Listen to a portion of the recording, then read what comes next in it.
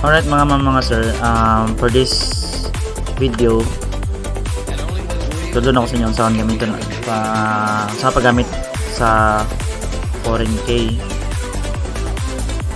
So, mag-show table sa ta.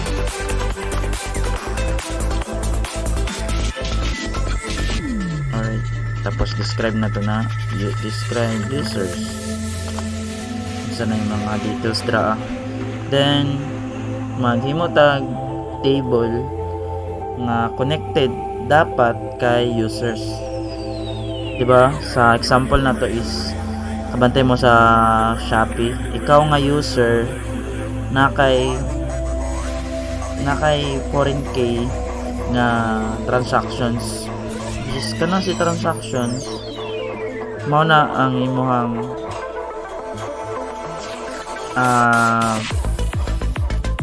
gipamalit or gipalit dra sa imong account sa Shopee. Like nga na siya mga sir. So sige, create. Actually naano ko diri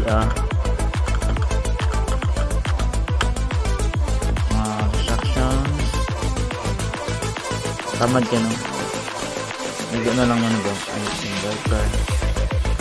item quantity kada ganon. Then user ID ni primary key, then foreign key user ID reference user ID.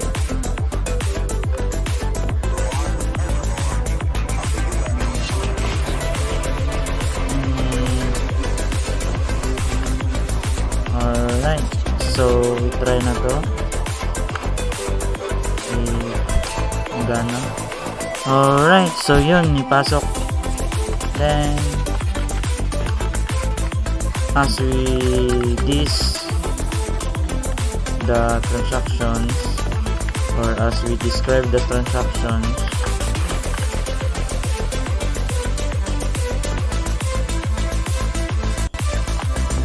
so this is the result.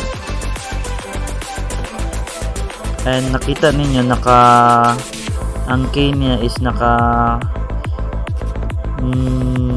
MUL or mul.